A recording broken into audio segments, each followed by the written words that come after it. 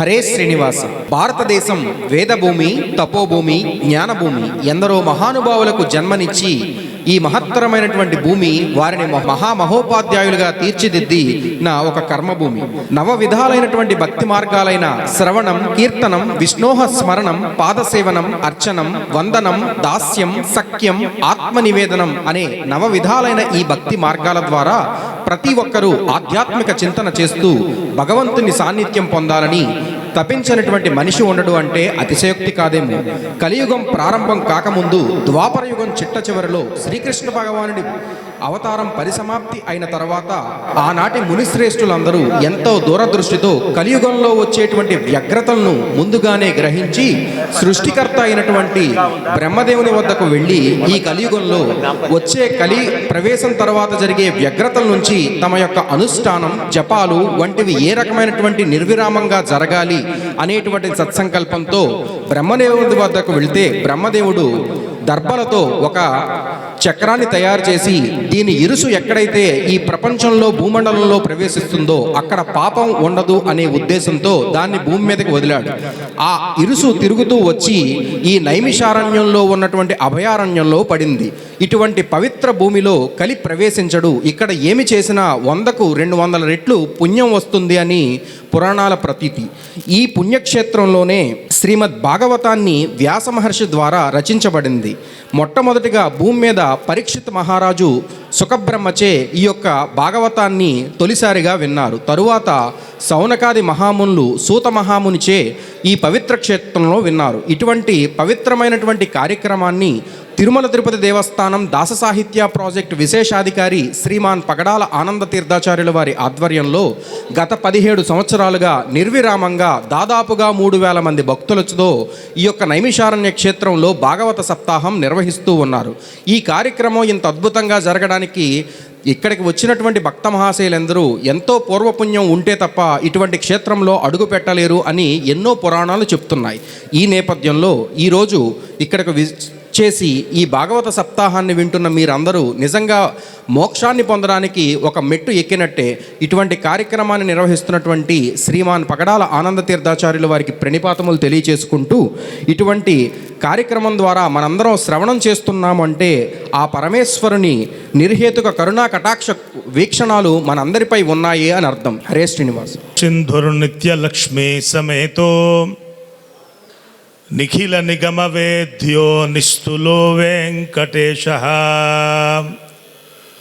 నిజ చరణ సమర్థ్యా శక్త్య భక్త్యౌగరక్షీ నివసిత హృదయే మేం స్వాంగ్రి భక్తిం వితన్వన్. నాణ్యం వదామి న శృణోమి న చింతయామి నాణ్యం స్మరామి న భజామి న చాశ్రయామి. భక్త్యా త్వదీయ చరణాంబుజమంతరేణ శ్రీ శ్రీనివాస పురుషోత్తమ దేహి దాస్యాం. శ్రీ శ్రీనివాస పురుషోత్తమ దేహిదాస్యాం. హరే శ్రీనివాస. సంవత్సరాలుగా పరమ పవిత్రమైన నైమిషారణ్య క్షేత్రంలో 7 రోజుల పాటు ఆవాసం చేసి భాగవతాన్ని వినేటటువంటి భాగ్యం కలిగించడం ఆనందదాయకం. తిరుమల తిరుపతి దేవస్థానంలో ధర్మ ప్రచారాన్ని చేయడానికి హిందూ ధర్మ ప్రచార పరిషత్, ఆళ్వార్ దివ్య ప్రబంధ ప్రాజెక్ట్, అన్నమాచార్యుల ప్రాజెక్ట్, ఇలా అనేక ప్రాజెక్టులు ఉన్నా అది కేవలం రాష్ట్రానికి మాత్రమే పరిమితమై ఉంది. కానీ మన దాస సాహిత్య ప్రాజెక్టు మాత్రం యావత్ భారతదేశం నుంచి అన్ని ప్రాంతాల నుంచి కూడా భగవంతుని దివ్యానుగ్రహాన్ని కలిగించే భాగవతులందరినీ ఒక చోట చేర్చేటటువంటి ఒక పెద్ద వేదిక మనకి దాస సాహిత్య ప్రాజెక్టు. వారికి సారథ్యాన్ని వహిస్తున్నటువంటి మహనీయులు పూజ్య గురువుగారు ఆనంద తీర్థాచార్య పగడాల వారి దివ్యానుగ్రహం చేత, వారి పరిపూర్ణమైనటువంటి సంకల్ప బలం చేత శ్రీనివాసుని అపారమైనటువంటి కృపచేత మనందరం కూడా ఇక్కడికి రాగలిగామండి. ఈ పరమ పవిత్రమైన క్షేత్రంలో 7 రోజుల పాటు భాగవతాన్ని వినడం అంటే ఒక మాటలో చెప్పాలంటే మరు జన్మ మరి లేదు ఇంకా. ఇదే అన్నిటికీ ఇది కడసారి జన్మము, సత్యం ఇక పుట్టుట సున్నా అంటారు మహానుభావులండి. కాబట్టి ఇది భాగవతాన్ని 7 రోజుల పాటు ఇక్కడ ఉండి వినడం అనేది మహాభాగ్యం అటండి. దేవస్థానం తరపున గురువుగారు సంకల్పించినటువంటి జ్ఞాన యజ్ఞం ఇది గొప్ప విశేషం అండి. ఎంచేతనంటే మన ఊళ్ళలో చూసేటటువంటి యజ్ఞాలన్నీ వైదికమైనటువంటి ఖర్చుతో కూడిన యజ్ఞాలండి. కానీ ఇక్కడ మాత్రం జ్ఞాన యజ్ఞం అన్నమాట.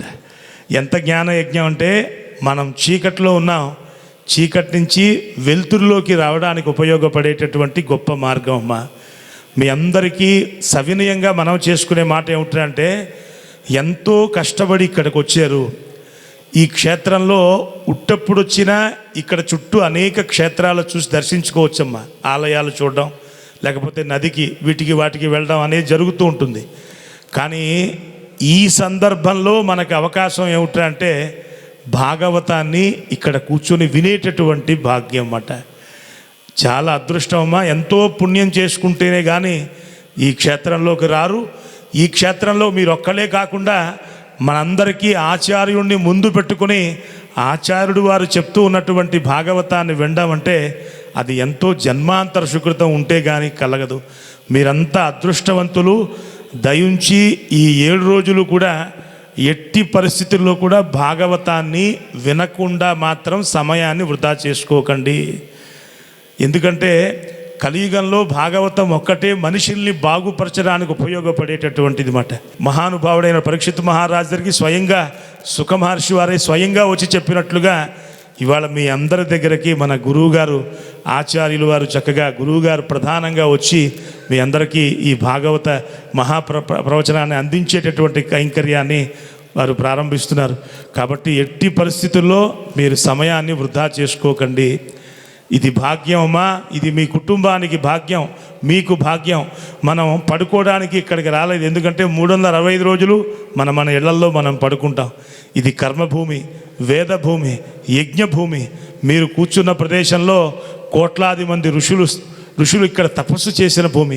ప్రతినిత్యము ఇక్కడ అనేక రాష్ట్రాల నుంచి వచ్చిన మహాపురుషుల తాలూకా అనేక భాషల్లో భాగవతం ప్రవచనం జరిగినటువంటి కర్మభూమి. అలాంటి ప్రదేశంలో మనం ఉన్నాం. మన సమయం అంతా యజ్ఞాన్ని చూడడం, గురువుగారు చెప్పినటువంటి భాగవతాన్ని వింటూ ఉండడం, ఆ తర్వాత భగవన్నామాన్ని చక్కగా పాడుతూ ఉండడం, మహాప్రసాదాన్ని పుచ్చుకోవడం. ఇది మాత్రమే పెట్టుకోండి, ఇంకా వేరే పెట్టుకోకండి. మీరందరూ ఒక్కొక్క లగేజ్ ఒక్కొక్క బ్యాగే పట్టుకొచ్చారు. కానీ ఇక్కడి నుంచి వెళ్ళేటప్పుడు మాత్రం 100 బ్యాగుల పుణ్యాన్ని గురువుగారు మీకు ఇవ్వబోతూ ఉన్నారు. మొయ్యలేనటువంటి పుణ్యం మీరు తీసుకెళ్తారమ్మా. అది మీ కుటుంబానికి, మీ తాలూకా పిల్లలకి, మీ తాలూకా మొత్తం యావత్ కులానికే అది ఎంతో శక్తివంతమైనటువంటి భాగ్యం అన్నమాట. కాబట్టి మనమంతా అర్థించాలి. ఆ పీఠంలో కూర్చున్నటువంటి వాళ్ళు ఎవర్రా అంటే సాక్షాత్తు వేదవ్యాస మహర్షి వారే. ఎవరైతే పీఠం మీద కూర్చున్నారో వారు మన గురుదేవులు కారు, సాక్షాత్తు వేదవ్యాసులు వారే. కాబట్టి మన గురువు గారిని మనం ఎలా చూడాలంటే వేదవ్యాసులు వారిగానే చూడాలి. మనందరినీ బాగుపరచడం కోసం వారు ఎంతో శ్రమ, వారి ఆప్యాయత చిన్నది కాదండి. అజ్ఞానంలో ఉన్న వాళ్ళని జ్ఞానంలో పెట్టడం కోసం వారు ప్రయత్నిస్తారు. అంటే ఒక్క మాట, వారి స్థాయికి మా బోటి వాళ్ళని పిలిపించుకునే అంత అర్హత లేని వాళ్ళం. కానీ వారి ఆప్యాయత ప్రేమ ముందు మాకు అది విశేషం అండి. గురువుగారి గొప్పతనం ఎందుచేత ఇక్కడికి వచ్చి 7 రోజులుండి బాగుపడండి అని అందరినీ ఆప్యాయతగా పిలుస్తూ ఉంటారు మహానుభావులు. కాబట్టి మన అందరం కూడా గురువుగారిని కోరుదాం, అయ్యా మమ్మల్ని అందరినీ తరింప చేయడం కోసమని మనం అర్థించాలట. గుర్తుపెట్టుకోండి, గురువుగారు ఏమి చెబితే దానికి వ్యతిరేకంగా చెప్పకూడదటండి. అలాగేనండి అనాలట. కారణం ఏమిటంటే మన్ని సంస్కరించడం కోసం భగవంతుడు వైకుంఠం నుంచి ఒక మహాపురుషుడిని పంపిస్తాట. అటువంటి మహాపురుషులే మన గురువుగారు మాట. గుర్తుపెట్టుకోండి, మనం సంస్కరింపబడాలి, మనం బాగుపడాలి. అందుకోసమనే భగవంతుడు స్వయంగా వైకుంఠం నుంచి ఒక మహాపురుషుడిని పంపిస్తారట. ఆ మహాపురుషుడు దివ్యానుగ్రహం వల్ల మనం బాగుపడుతున్నాం. కాబట్టి మన గురువుగారిని మనం ఏమని ప్రార్థించాలి అంటే, అయ్యా జన్మాంతరంగా భూమి మీద మానవుడిగా పుట్టడమే చాలా కష్టం, అందులో నైమిషార్జన రావడం ఇంకా కష్టం. అది రెండు కూడా వెంకటేశ్వర స్వామి వారి అనుగ్రహం చేత, ఆచార్యుడై మీరుండి నడిపించడం చేత ఈ రెండు కలిగాయి. కాబట్టి మీరు భాగవతం అనేటటువంటి ఒక జ్ఞాన గంగని మా అందరికీ అందింపజేసి అందులో స్నానం చేసే భాగ్యం. నిన్న గురువుగారు ఆ మాట చెప్పారు, జ్ఞాన గంగలో స్నానం చేయాలట. మామూలు స్నానం అందరూ చేస్తారు, కానీ జ్ఞాన గంగలో స్నానం చేసే భాగ్యం ఈ 7 రోజులు మనకి గురువుగారు అందిస్తారు. మనం అందరం కూడా ముక్త కంఠంతో, గురువుగారు మాకు ఈ భాగవతం అనేటటువంటి సుధారసాన్ని ఆస్వాదించేటటువంటి భాగ్యాన్ని కలిగించండి అని ఒకసారి ప్రార్థన రూపంగా వారి శ్రీచరణాలకి అనంత కోటి నమస్కారాలు సమర్పణ చేస్తూ ప్రారంభం చేద్దాం. అందరూ గట్టిగా చెప్పండి అమ్మా. చెప్తారా లేదా? ఏమంటారు? చెప్పండి. గురువుగారు భాగవత సుధా రసాన్ని ఆస్వాదించే భాగ్యాన్ని అనుగ్రహించమని మీ పాదపద్మాలకు అనంత కోటి నమస్కారాలు సమర్పణ చేస్తూ వినయంగా అర్థిస్తూ ఉన్నాం. భాగవతాన్ని వినేటటువంటి భాగ్యాన్ని కల్పించమని మేమందరం సవినయంగా మరొక్క పర్యాయం అనంతకోటి నమస్కారాలు సమర్పణ చేస్తూ అర్థిస్తూ ఉన్నాం. హరే శ్రీనివాస, హరే శ్రీనివాస, హరే శ్రీనివాస. నారాయణాయ పరిపూర్ణ గుణార్ణవాయ విశ్వోదయ స్థితిలయోన్యతిప్రదాయ జ్ఞానప్రదాయ విబుధాసుర సౌఖ్య దుఃఖ సత్కారణాయ వితతాయ నమో నమస్తే. నిగమకల్పతరోర్గలితం ఫలం శుకముఖాదమృతద్రవ సంయుతం పిబత భాగవతం రసమాలయం ముహురహో రసికా భువి భావుకాః. భాగవతము దాని ప్రాశస్త్యాన్ని గురించి పరిచయం చేశారు సీతారామాచార్యుల వారు. వాస్తవంగా కష్టాల నుండి బయటికి పడడానికి ఒక మార్గము భాగవత కథాశ్రవణం. మనకు ఏదైనా శారీరక సంబంధమైనటువంటి వ్యాధులు అదేమైనా కలిగితే వైద్యుల వద్దకు వెళతాం. వైద్యులు ఆ శరీర సంబంధమైనటువంటి వ్యాధిని గుర్తించి తగిన ఔషధాన్ని ఇచ్చి మాకు ఉపశమనము కల్పిస్తాం. ఇది మీ అనుభవ సిద్ధం, నేను ఎక్కువ చెప్పేది వద్దు. ఏ విధమైన వ్యాధి ఉన్నా ఆ దీనికి సంబంధించిన ఒక అంగము, కళ్ళకు సంబంధము, పళ్లకు సంబంధము, చెవికి సంబంధము, హృదయానికి సంబంధించినటువంటిది ఏ వ్యాధి అయినా దానికి తగినటువంటి ఔషధాన్ని ఇప్పుడు ఇచ్చే వైద్యులు ఉన్నారు, తగ్గిస్తారు. వాస్తవమే. అయితే ఇంకొక వ్యాధి ఉంది తెలుసా? అది మనోవ్యాధి అంటారు. శారీరక వ్యాధులకు వైద్యులు ఉన్నారు, ఔషధాలు ఉంది. మనోవ్యాధికి ఏ డాక్టర్ దగ్గర వెళతారు? ఇంట్లో భార్యాభర్తలు పోట్లాడుకుంటారు. ఆ భార్య పోయి ఎక్కడ చెప్తుంది? డాక్టర్ దగ్గర పోతుందా? లాయర్ దగ్గర పోవచ్చేమో కానీ డాక్టర్ దగ్గర పోరు. ఎవరితోనూ తనకు కావలసిన వాళ్లకు చెప్తుంది, నా భర్త ఇట్లా తిట్టినాడు, ఇంట్లో ఎంత కష్టపడినా ఏం చేసినా నన్ను అంటుంటారు. ఎక్కువైతే ఆ మనోభారాన్ని దింపుకోవడానికి ప్రయత్నిస్తుంది, కానీ ఎవరూ పరిహరించలేరు. ఇది దృష్టాంతం చెప్పాను, ఒక భార్య అని. అంత మాత్రమే కాదు, మనమందరమే చేసుకుంటాం. ప్రతి మనుషులు ఏదే ఒక సంబంధమైన మానసిక ఒత్తిడులకు గురి అయినప్పుడు మనము ఆ మానసిక ఒత్తిళ్ల నుంచి బయటికి రావడానికి ఏ వైద్యులు వెనక పుట్టలేదు, ఇప్పుడు లేరు, ముందు పుట్టబోరు కూడా. ఆ మనోవ్యాధులను పరిహరించడానికి ఒకే ఒక ఔషధము, ఆ వైద్యుడు ఉన్నాడు, ఔషధం ఉంది. ఆ వైద్యుడు ఎవరు అంటే భవరోగ వైద్యుడు అంటారు. భవం అంటే సంసారము, సంసారం అనే రోగానికి ఒక వైద్యుడు ఉన్నాడు. ఆ వైద్యుడే దీన్ని సరిచేస్తాడు. ఔషధం ఏది అంటే ఆ భగవంతుని కథ వినడమే ఒక ఔషధ సేవనం. ఎంత మానసిక ఒత్తిళ్లతో గురి అయినప్పటికీ కూడా ఆ పరమాత్మని, పరాత్పరుని యొక్క అద్భుతమైన మహిమాపూరితమైన ఆ కథను వింటే ఏమవుతుంది అంటే ఆ మనస్సు పైన భారంగా పడి ఉన్నటువంటి మనోవేదన, అది పెద్ద మంచు పర్వతం ఉంది కదా, సూర్యుని రశ్మి పడితే ఆ హిమవత్ పర్వతము కరిగి నీరైపోతుంది కదా, అదేవిధంగా మన మానసిక వ్యాధి కూడా భగవంతుని కథ అనే ఒక ఔషధం. మన మానసిక వ్యాధి మనస్సు చంచలమవటము, మనస్సు బరువుగా ఉండటము, ఇది ఒక పర్వతం వలె ఉంది.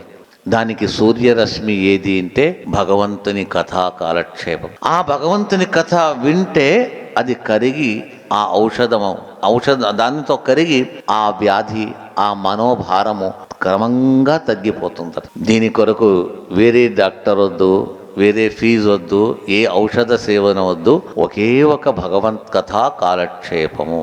అందుకొరకే మన కష్టములు తీరుట కొరకు ఒక మానసిక భారం మాత్రమే కాదు, ప్రతి మనిషి కూడా చాలా తన జీవనములో ఎన్నో సమస్యలు అతనిలో కూడి ఉంటుంది. ప్రతి సమస్యకు ఒక దారి చూసుకోవాలి. మనం ప్రతి సమస్యకు ఒక దారిని చూసుకోవాలి. ఈ సమస్యలంతా కూడా పరిహారం కావడానికి ఒకే ఒకటి ఏది అంటే భగవన్ నామస్మరణము, భగవత్ కథా కాలక్షేపము. ఈ రెండే ఈ సంసార పారావారం నుంచి దాటించి అవతలి ఒడ్డుకు తీసుకెళుతుంది. అది ఎప్పుడైనా ఎక్కడైనా వినవచ్చు. మన ఇంట్లో కూర్చొనైనా వినవచ్చు, మన ఊర్లో ఉండవచ్చు, ఏ ఊరైనా కావచ్చు. అయితే ఇక్కడ వచ్చి ఎందుకు చెప్తారండి? మా ఊరికే వచ్చి చెప్పవచ్చు కదా ఈ కథ.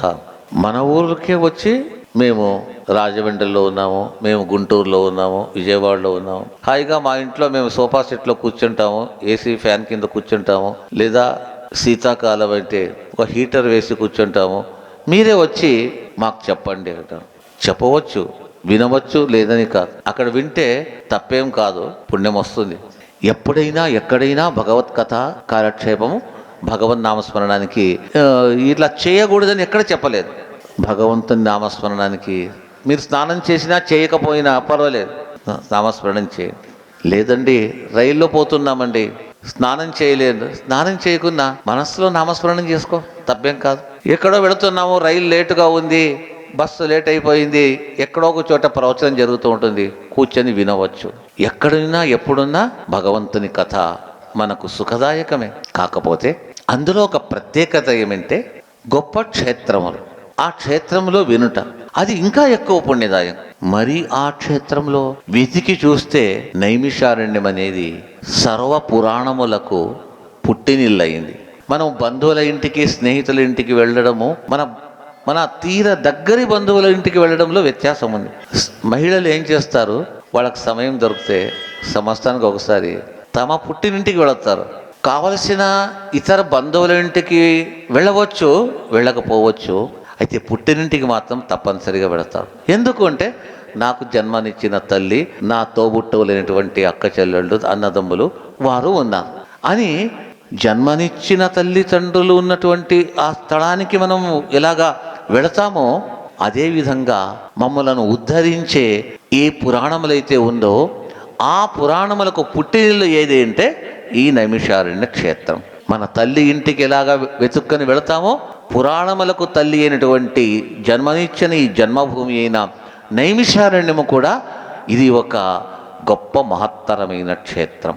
5000 సంవత్సరముల క్రితము, 5000 పైన ఒక 100-200 సంవత్సరములు ఎక్కువ అయి ఉండవచ్చు. కలియుగం వచ్చింది. ఎక్కడ చూచినా అన్యాయము, అధర్మము ప్రబలిపోతుంది. రోజు రోజు సాధువులు లేదట, దుర్మార్గులే అయిపోతున్నారు. దేవస్థానముల్లో ఉండే వాళ్ళందరూ కూడా అది వ్యాపార సంస్థలుగా మారిపోతుంది. సన్యాసులు గృహస్థులైపోతున్నారు. సన్యాస ఆశ్రమాల్లో శిష్యుల కంటే మహిళలు ఎక్కువైపోతున్నారు. అన్నమును దానం చేయట వదిలి అన్నాన్ని అమ్ముకుంటున్నారు. విద్యను అమ్ముకుంటున్నారు. వేద విద్యను విక్రయ కేంద్రాల్లో పెట్టినట్టుగా, బంగారు షాపులో వెండి బంగారు అమ్మినట్టుగా వేద విద్యను అమ్ముతున్నారు, అన్నం అమ్ముతున్నారు.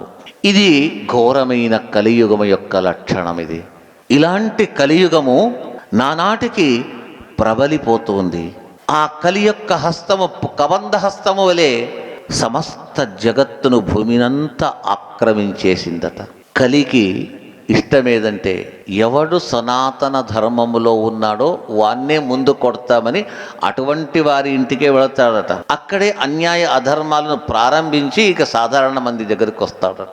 ఇది కలియుగం యొక్క లక్షణం. ఇది సంక్షేప పరిచయం, ఇంకా చాలా ఉంది, వద్దు ముందు వెళతాం ఇక మనము. ఈ విధమైన కలుషిత వాతావరణము.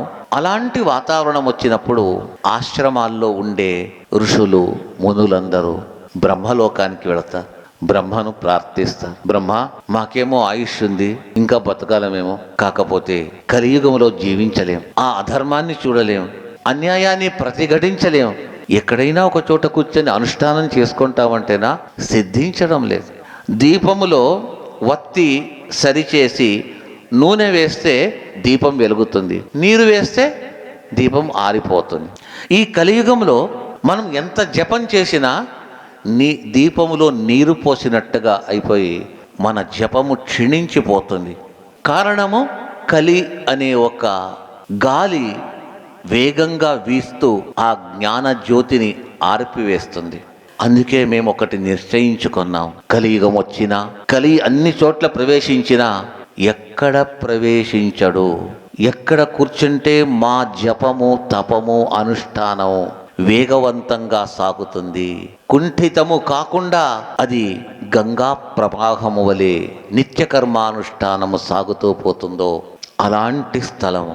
మన మనోనైర్మల్యము కొరకు మనస్సు నిర్మలంగా ఉండాలన్నట్టయితే భగవంతుని మహిమ, అపార మహిమను వినాల. ఎక్కడ కూర్చుని వింటే అది ఫలిస్తుంది.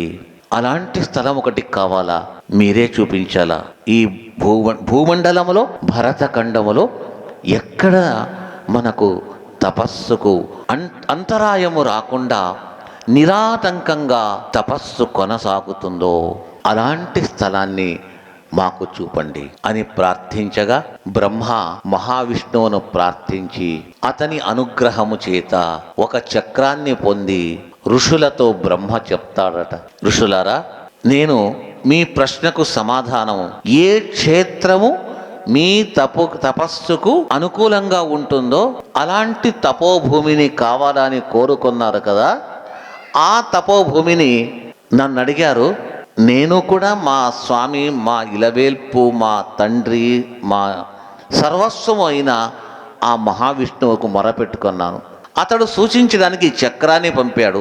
ఈ చక్రాన్ని నేను వదులుతాను, ఆ చక్రము వెళ్ళి ఏ స్థలములో వచ్చి కింద పడి తిరుగుతుందో అది తిరిగిన మధ్యస్థలము మీ కర్మభూమి, మీ అనుష్ఠానానికి, మీ తపస్సుకు, మీ యజ్ఞయాగములకు, మీరు చేసే భగవత్ కథా కాలక్షేపానికి యోగ్యమైన భూమిగా మీరు పరిగణించి అక్కడే ఉండి మీరు మీ అనుష్ఠానాదులు గావించవచ్చు అని బ్రహ్మ చెప్పగా ఆ చక్రము బయలుదేరింది.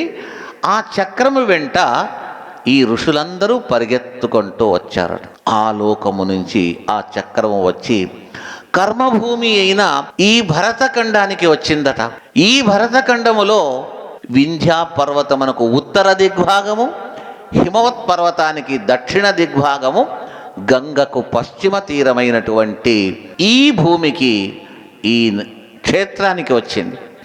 ఒక్క చోట పడి అది చుట్టూ తిరిగింది. అది ఎంత పరిమాణములో తిరిగిందో, ఇతన్ మధ్య ప్రదేశం ఏదైతే ఉందో ఆ ప్రదేశమే బ్రహ్మ చెప్పినట్టుగా ఇది మీ ఆవాస భూమి, కర్మానుష్ఠానానికి కావలసిన చక్కటి భూమి, మనము చేసిన ఆ కర్మ ఫలము వెంటనే ఫలించే భూమి, సారవంతమైన భూమిలో మంచి విత్తనములు నాటితే ఇలాగా అంకురించి ధాన్యముల ఉత్పత్తి ఏ విధంగా అవుతుందో అదేవిధంగా మనము సంకల్పించిన ఆ సంకల్పము, జపించిన ఆ మంత్రము, ధ్యానించిన ఆ ఒక ఫలము సిద్ధించడానికి ఈ భూమియే యోగ్యమైనటువంటి భూమిగా మీరు భావించండి అని అశరీరవాణి కూడా కాగా ఆ బ్రహ్మవాణిని చూసుకొని ఇతన్ మధ్యప్రదేశంలో కూర్చున్నాము. అదే ఇప్పుడు మనం కూర్చున్నటువంటి నైమిషారణ్య భూమి. ఈ చక్రము చుట్టూ తిరిగింది, ఆ మధ్యలో మనం ఇక్కడున్నాం. ఇదే ప్రాంతంలో ఆ ప్రాచీన 5000 సంవత్సరముల క్రితము ఎవరైతే బ్రహ్మను సమీపించి బ్రహ్మను ప్రార్థించి మా తపస్సుకు ఒక మంచి భూమిని సూచించమని అడగడానికి వెళ్ళారో వారే 88,000 సంఖ్యలో ఉన్నటువంటి మహర్షులు. వాళ్ళందరూ ఇక్కడే ఆశ్రమాలు కట్టుకొని ఇక్కడే నివసించసాగారు. పవిత్రమైన గోమతి నది ప్రవహిస్తుంది ఇక్కడ. నిత్యము వారు బ్రాహ్మీ ముహూర్తంలో ఆ ఋషీశ్వరులు మునీశ్వరులు లేచేవారట. దాన్నే భాగవతం సూచిస్తుంది. నైమిషే అనిమిష క్షేత్రే ఋషయః శౌనకాదయః సత్రం స్వర్గాయ లోకాయ సహస్ర సమమాశత. నైమిషే అనిమిష క్షేత్రే అన్న. నైమిషము అనిమిష క్షేత్రం. అనిమిషం అంటే ఏమి? అనిమిషులు అంటే దేవతలు. దేవతలకు అనిమిషులు ఉంటారు. అనిమిష క్షేత్రం అంటే దేవతల వాసయోగ్యమైన భూమి. ఈ నైమిషారణ్యానికి దేవతలు వాసము చేయడానికి అప్పుడప్పుడు వచ్చేవారట. అంటే దేవతలకు చాలా ఇష్టపడి వచ్చేవారు. అది గుర్తించాలి మనం. ఆ ఋషులు పిలిస్తే రావడం ఒకటైతే వారే స్వచ్ఛందంగా వస్తున్నారు. ఈ రోజుల్లో మనం కూడా అలాగా రిలాక్స్ కావాలని చెప్పేసి భోగ భూములైన కొన్ని చోట్లకు వెళ్ళిపోతాం. ఊటీకి వెళుతుమి, కొడైకెనాల్ వెళుతుమి, ఇక్కడ తిరిగి వస్తాం కదా. మన మనస్సు అలాంటి లౌకిక విషయాన్ని ఆకర్షిస్తుంది, మనం అట్ట వెళ్ళిపోతాం. అయితే దేవతల మనస్సు ఆకర్షించింది ఏ విధము, ఎటువైపు ఆకర్షించింది అంటే ఉత్తమమైన తపస్సును చేస్తూ, యజ్ఞయాగములను చేస్తూ, భాగవతాది సత్యాత్రములను శ్రవణం చేస్తూ ఉన్నటువంటి ఆ ఋషీశ్వరులను చూడాలా అనే ఒక తపన చేత ఆ దేవతలు కూడా ఇక్కడికి వచ్చేవారట. అంటే దేవతలు పైనుంచి దిగడానికి వాసయోగ్యమైన భూమి. హెలికాప్టర్ ఉంటుంది కదా, దిగుతుంది. ఎక్కడ దిగుతుంది? మన ఇంటి దగ్గర దిగుతుందా? అది కాదు. ఏరోప్లేన్ సరే ఎయిర్పోర్ట్ ఉంటుంది, అక్కడే దిగుతుంది, వేరే చోట దిగదు. హెలికాప్టర్ దిగడానికి ఒక స్థలం ముందే నిర్ణయించుంటారు. దాన్ని ఏమంటారు? హెలిప్యాడ్ అంటారు. హెలిప్యాడ్ అంటే ఆ హెలికాప్టర్లు దిగే స్థలము. నైమిషారణ్యం ఎలాంటిది అంటే దేవతలు కిందికి దిగడానికి, అంటే ఎక్కడంటే అక్కడ దిగరు. ఈ హెలికాప్టర్ దృష్టాంతం ఎందుకు ఇచ్చానంటే అది ఎక్కడంటే అక్కడ నిలబడదు. దేవతలు కూడా కనిపించిన స్థలాల్లో రారు. ఈ నైమిషారణ్య కలియుగంలో, నేను చెప్తున్నాను, కలియుగంలో నైమిషారణ్యానికి దేవతలు అప్పుడప్పుడు తమకు ఇష్టం వచ్చినప్పుడు పైనుంచి కిందికి వచ్చి ఈ నైమిషారణ్య భూమిలో దిగుతారట. అయితే దేవతలకు ఒక హెలిప్యాడ్ ఉన్నటువంటిది ఈ నైమిషారణ్య క్షేత్రము. ఇక్కడికి వారు వచ్చి దిగేవారట. వచ్చి ఏ ఋషీశ్వరుడు, ఏ వ్యక్తి మంచి తపస్సును చేస్తూ, యజ్ఞయాగంలో చేస్తూ, భాగవత భారతాది గ్రంథముల శ్రవణం చేస్తూ ఉన్నాడో వారి దగ్గరికి వెళ్ళి ఆశీర్వదించి వారిని అనుగ్రహించి వెళ్ళేవారట. అంటే అంత కర్మభూమి, తపోభూమి, జ్ఞాన యజ్ఞము జరిగిన భూమి ఇది. బ్రాహ్మీ ముహూర్తము, నిర్జనమైన ప్రాంతం. అంటే 88,000 ఋషులు వారిని సేవించేవారు. మొత్తం 1,00,000 మంది పైన.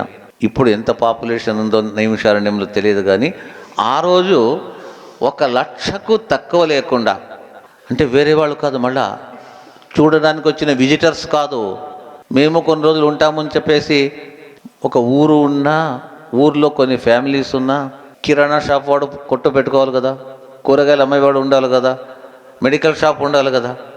అలాగా నైమిషారణ్యంలో కూరగాయలు అమ్మేవారు, పండ్లు అమ్మేవారు, పాలు అమ్మేవారు కానీ ఇలాంటివి ఎవరు లేరు. అక్కడ ఉండే వాళ్ళందరూ ఋషులే. ఆ ఋషులను సేవించే వారి శిష్యవర్గం తప్పితే ఎవ్వరూ లేరు. వారికి భోజనం అంటారా? మనకు భోజనం వైపు మనస్సు. ఇంకా ఎంతసేపు చెప్తాడు? 12 గంటలు అవుతుంది, త్వరగా వదిలి పెడితే భోజనానికి వెళతాం కదా, కూర్చొని కాళ్ళు పట్టుకోపోయింది అని చెప్పేసి మన మనస్సు అటు లాగవచ్చు, కానీ వారి మనస్సు భోజనం వైపు అటువైపు పోదట. మనస్సును వాళ్ళు తమ యొక్క అధీనములో పెట్టుకున్నారు, స్వాధీనపరుచుకున్నారు. దాన్ని మనోనిగ్రహం అంటారు. అన్నిటికీ మూల కారణము మనస్సే.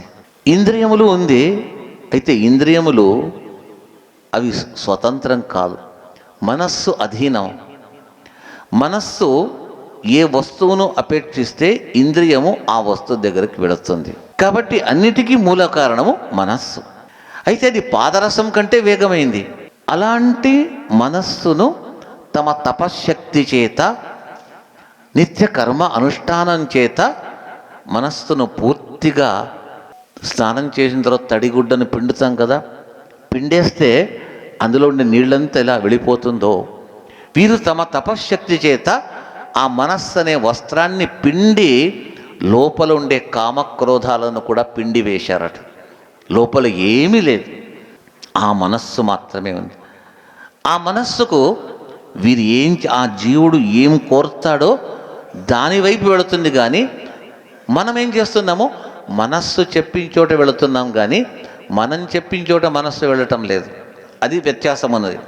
ఆ మునీశ్వరులు, అందుకే వారిని మునీశ్వరులు అంటారు, ఋషీశ్వరులు అంటారు. ఈరోజు ఆహారం వద్దు, నాకు తినకూడదు అంటే మనస్సు వింటుంది. మనము ఉపవాసం చేస్తామని సంకల్పిస్తాం. మనస్సు అక్కడ టిఫిన్ ఇస్తున్నారు, మంచి టిఫిన్, మళ్ళీ ఎప్పుడు దొరుకుతుందో లేదో, ఈరోజు తినేస్తాం, రేపు చూస్తాం అని మనస్సులో ఒక్క కోరిక కలిగితే ఆ జీవుడు అటు వెళ్ళిపోతాడు. అటు వెళ్ళి ప్లేట్ పట్టుకొని వెళ్ళి టిఫిన్ ఇవ్వమని అడుగుతాడు. ఏమయ్యా, ముందు నీవే కదా ఈరోజు ఉపవాసము, ఏం తిననన్నావు కదా. అవునండి, నా మనస్సు ఎందుకో ఒప్పుకోలేదు. అయితే ఋషీశ్వరుల మనస్సు అలా కాదు. ఆ మనో నిగ్రహాన్ని చాలా బాగా చేశాం. ఉదయము బ్రాహ్మీ ముహూర్తంలో 3:30, 4 ప్రాంతంలో నిద్ర లేచేవారు.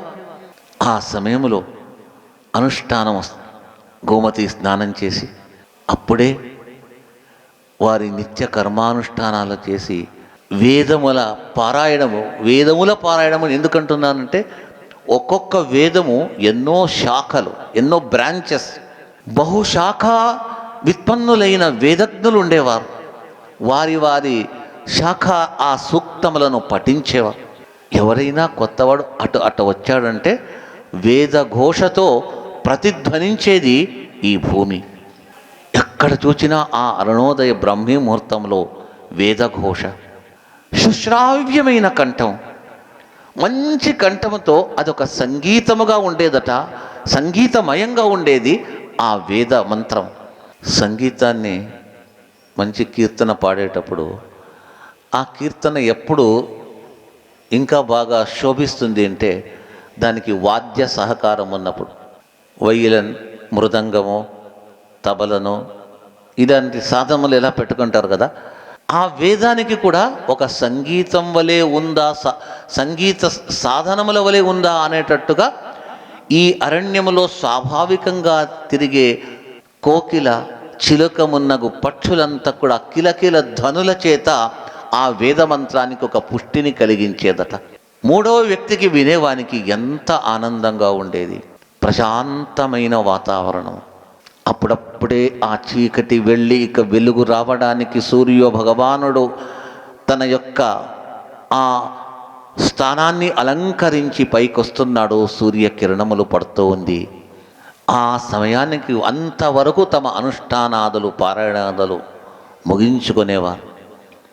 సూర్యుడి పైకి ఉదయించి వచ్చేటప్పటికే అక్కడ పీఠము, జ్ఞానపీఠం ఒకటి, ఇక్కడ నివసించే మహామునులందరికీ కూడా ఒక అధిపతి ఉండేవాడు. ఆ అధిపతికి అడుగుజాడల్లో నడిచేవారు. అతడు సూచించిన సూచనలను అనుసరించి జీవనమును గడిపేవారు ఈ మహామునులు. ఎవరా వ్యక్తి? శౌనక మహర్షి కులపతి అని పిలిచేవారు. శౌనక మహర్షి ఆ వ్యాసపీఠం దగ్గర వచ్చి కూర్చునేవాడు. ఆ సందర్భంలో అందరూ ఋషులు తమ తమ అనుష్ఠానాలు, నిత్యకర్మానుష్ఠానాలు ముగించుకొని ప్రాతరగ్నిహోత్రములని, అగ్ని యందు ఆహుతిని వేసి ఆ హోమములు కూడా చేసి సూర్యుడు చక్కటి బాలసూర్యుని కిరణములతే ఈ వనమంతా కూడా మంచి వెలుగుతో నిండిపోతూ ఉండగా ఆ లేత సూర్యుని చక్కటి కిరణముల కాంతి చేత ఒకచోట సూర్యుని కిరణములు, మరొక చోట ఈ ఋషులు కూర్చున్నారు కదా, ఒక్కొక్కరి ముఖము కూడా ఒక్కొక్క సూర్య బింబము వలె తమ అనుష్ఠానము చే, తమ జపము చేత, తమ పారాయణముల చేత ఆ ముఖ కాంతి కూడా మరొక సూర్యబింబంగా వెలిగేదట. అందరూ వెలిగిపోతున్నారు. వెలిగించిన అగ్నిహోత్ర జ్వాలల వలె ఒక్కొక్కరి ముఖమట. అందరూ వచ్చి ఒక చోట ఆసీనులయ్యారు. ఇప్పటి వలె కట్టిన బిల్డింగ్ లేదు, కప్పుకోవడానికి స్వెటర్ లేదు, తలకు వేసుకోవడానికి ఏది టోపీ లేదు, ఏమీ లేదు. కట్టిన నార వస్త్రములే. కొందరికి పైన వస్త్రం కూడా లేదు, కింద కౌపీనం వేసుకొని కూర్చొని ఉంటారు. ఎలాంటి ఋషులు వారు! హిమవర్ష రవి ప్రభాసహా పృథుసత్ర ప్రతిథా ద్విజాశ్రయా. హిమవర్ష రవి ప్రభాసహా. హిమం అంటే మంచు. మంచు కాలంలో హేమంత ఋతువులో మంచు కురుస్తూ ఉంటుంది. వేసవి కాలంలో గ్రీష్మ ఋతువులో రవి ప్రభా, సూర్యుని కిరణములచే ఆ వేడిని, అది వేడి కూడా వస్తూ ఉంటుంది. వర్షాకాలంలో ఏకధారగా సహస్రధారలుగా వర్షం పడుతూ ఉంటుంది. ఇల్లుందా? లేదు. ఏదో ఆకులచే నిర్మించబడిన కుటీరం, వృక్షాల కింద ఉండేవారు. ఇలాంటి పరిస్థితి, మంచు కురిసినా వర్షము కురిసినా సూర్యుని ప్రఖర కిరణములచే మండిపోతూ ఉన్నప్పటికీ కూడా సహించుకునే శక్తిని పొంది ఉన్నారట. హిమవర్ష రవి ప్రభాసహా పృథుసత్ర ప్రతిథా ద్విజాశ్రయా. ఈ విధంగా అన్నిటికీ సహించుకొని పక్షులకు ఆశ్రయమైన వృక్షములచే యుక్తమైన ఈ దట్టమైన అరణ్యములో వారు నివసిస్తున్నారు. ఈ వనము వృక్షములతో కూడింది. ద్విజాశ్రయా. ద్విజం అంటే పక్షులు, పక్షులకు ఆశ్రయము ఉంది. ఇంకోటి ద్విజాశ్రయా. ద్విజులంటే విప్రులు, ఋషివర్యులు, బ్రహ్మజ్ఞానులు. వారికి ఆశ్రయం ఇస్తుంది ఇది. అంటే వారికి వేరే ఇల్లు లేదు, వృక్షము కిందే ఉండేవారు, చెట్టు కిందే పడుకునేవారు, చెట్టు కిందే నివసించేవారు. పెద్ద పెద్ద వృక్షములు, చిన్న వృక్షములు కాదు. పృథుసత్ర ప్రతిథా ద్విజాశ్రయా. ఆ అరణ్యము నైమిషారణ్యం ఇలాగుండింది. శ్రవణామృత గిగ్గణైద్విజై శుభపక్షై శుకముఖ్యకీర్జుతం. చెవులకు వింపైనటువంటి మంచి విషయములు వినేవారు. శుభపక్షై శుకపక్షిభిర్యుతం.